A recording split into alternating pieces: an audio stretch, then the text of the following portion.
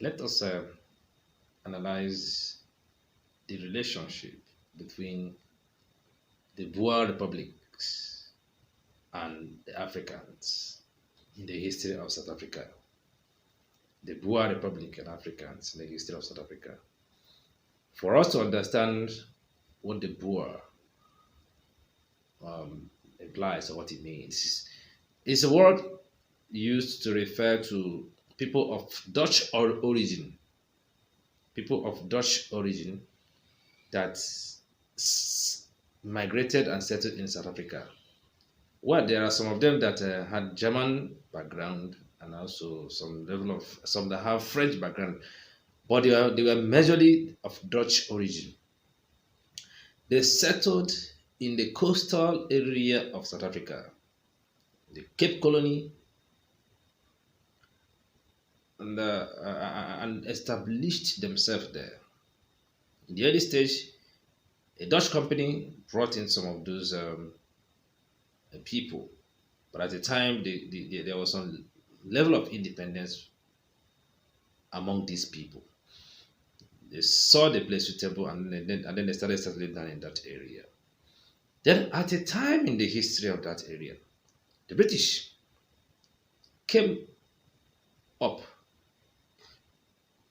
and then the number of the British, their political structure, and their influence became very problematic for these Boers, in the sense that the British imperialists started working towards reforming the area in order to establish a political structure or political authority over the mostly the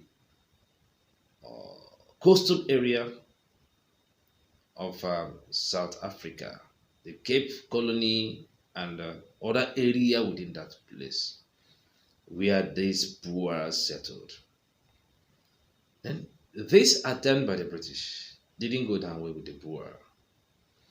The Boer, before the coming of the British, we already settled there, and they have a socio-cultural and economic system which was encouraged by agricultural practices, um, animal rearing, and some other economic practices.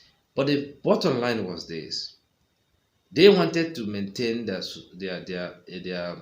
social and cultural structure, and we're not ready to be, you know, lord kind of controlled by the British. Besides, one of the reforms that the British were bringing in was the introduction of English, and these Boers were not comfortable. So this reason and some other reforms made them to start moving inwards into the hinterland of South Africa. This particular movement or immigration is referred to in history as the Great Trick. The Great Trick. So I call it the Boer movement. The Great Trick. Now, in order to move into the hinterland, this Boer had conflicts with a lot of African groups, or a lot of Negro groups that were already settled in that area. Well, by this movement, they were able to establish some political units, some states. One of them was the Republic of Natalia. There was as well the Transvaal Republic. Also, there's another one. There was another one, the Orange Free State. But the establishment of these states by the Boers created another issue, because most of the territories were territories seized from Africans. Some people left these places out of conflict with the Boer. So there was some level of relationship between them, the Boers and Africans. How was the relationship? The relationship was not too palatable. There were still issue of segregation on which the Boer we are afraid of. Segregation and domination, which the Boer we are afraid of. The Boer dominated the Africans. In fact, some writers stated that they were making reference to Africans with the words like scape cells, meaning creatures, unlike mensa, meaning people. But well, this was one of the ways. And then another thing was that the Boer created an economic structure that did not suit Africans living within their territories, within the state they've established. They created a system they called apprenticeship. But the analysis of this apprenticeship tend to state that it wasn't purely apprenticeship. It was a form of slavery. They raided African territories or African families, African people for the supply of slaves. Then Africans were made to work for these Boer people. They call it apprenticeship, but in the real sense, it was slavery in disguise. For instance, they were then they expected Africans to work for them for girls. They work for them to about 25 years. For others, when they work to get to 20, 20, the year 20, 21st year and 25th year for the girls. Now they call this apprenticeship, but there were differences between it. In fact, there was no difference between it and slavery. African parents were often forced to give up their children to become apprentices for the Boers. Then the next thing was that when some Africans that were dislodged from their territories decided to return back, well, some of them were able to settle, but they could not find. Most of them lost their properties. When the number of Africans returning back to the area where they were dislodged increased to a point of the Boers not being comfortable, they started bringing up policies to prevent Africans from revolting. Now, in every Boer community or a Boer settlement, they not allow more than 5 African families to settle in such place. Then some other African families that could not get settlement within the Boer territory were resettled in a different place. And then chiefs were appointed upon them or to oversee the political transaction. These chiefs were made to be loyal to the Boer. They were forced to pay taxes of cattle and labor. They were forced to provide labor and cattle for these white farmers or the Boer farmers. So chiefs were expected to assist the Boer in terms of war with the provision of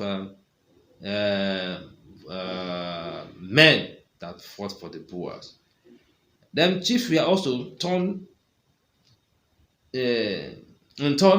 were made to be independent, but they were collaborators to these the Boer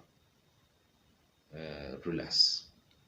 So these Africans did not actually settle on their own. They were meant to, there were some restrictions, economic restrictions, social restrictions, and pure to high level also political restrictions that were presented or put upon them by the Boer controllers. So the supremacy of the Boer was also pushed to Asians as well. When Asians started settling in these places, precisely in the Orange Free State, they were highly restricted. At the time, Asians were even abolished from settling in the Orange Free State, while the blacks were not allowed to own lands.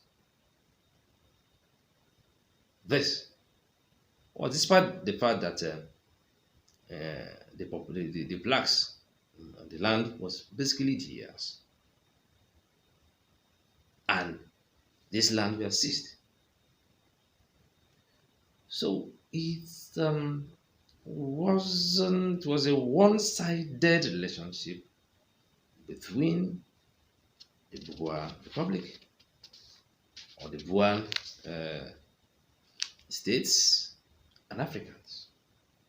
Well, this also played a role in the sustained apartheid structures in South African history, which was later abolished. Thank you for your time. Thank you for um, watching our presentation. Please subscribe to our channel and click on the notification icon so that anytime we drop any presentation, you will get it. We seek support in order to get logistics, to create better contents, create a podcast platform, and then go into direct or into the analysis of historic content, and also give other people the platform to present very refined and as well objective African history content to the world. Please contact us if you for support. We seriously desire support to get logistics in order to continue our activities. Thank you for your time.